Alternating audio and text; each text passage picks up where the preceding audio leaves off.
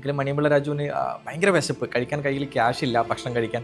അങ്ങനെ കൊച്ചിൻ ഹനീഫയോട് ചെന്നിട്ട് ചോദിച്ചു, എന്തെങ്കിലും ഒരു തുകയുണ്ടോ തരാൻ? കൊച്ചിൻ ഹനീഫ തൻ്റെ കയ്യിലുള്ള 10 രൂപ എടുത്തിട്ട് അദ്ദേഹത്തിന് കൊടുത്തു. മണിയമ്പിള്ള രാജു ഭക്ഷണം കഴിച്ച് തിരിച്ചു വന്നതിന് ശേഷം കൊച്ചിൻ ഹനീഫയോട് ചോദിച്ചു, നിങ്ങൾ ഭക്ഷണം കഴിക്കാൻ പോകുന്നില്ലേ? അവർ പറഞ്ഞു, ഇല്ല, എനിക്ക് വിശപ്പില്ല. അങ്ങനെ വൈകുന്നേരമായി. വീണ്ടും മണിയമ്പിള്ള രാജു ഭക്ഷണം കഴിക്കാൻ പോകുന്ന സമയത്ത് കൊച്ചിൻ ഹനീഫയോട് ചോദിച്ചു, നിങ്ങൾ ഭക്ഷണം കഴിക്കാൻ വരുന്നില്ലേ? അവർ പറഞ്ഞു, ഇല്ല. അപ്പോൾ വീണ്ടും ഇദ്ദേഹം സംശയത്തിൽ ചോദിച്ചു, ഉച്ചക്കും ഭക്ഷണം കഴിച്ചില്ല, രാത്രിയും കഴിക്കുന്നില്ല, എന്താ പറ്റിയത്?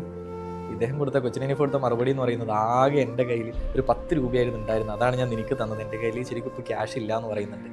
ഇത് പറയാനുണ്ടായ ഒരു ഇൻസിഡൻ്റ് എന്ന് പറയുന്നത്, മണിയമ്പിള്ള രാജു പറയുന്നത്, കൊച്ചിൻ ഹനീഫ മരിച്ചിട്ട് ഞാനെന്തിനാണ് ഇത്രത്തോളം കരഞ്ഞതെന്ന് ഒരുപാട് പേര് ചോദിക്കുന്നുണ്ട്. ഇങ്ങനൊരു സുഹൃത്ത് മരിച്ചു കഴിഞ്ഞാൽ എങ്ങനെയാണ് കരയാതിരിക്കുക എന്നാണ് അദ്ദേഹം ചോദിക്കുന്നത്.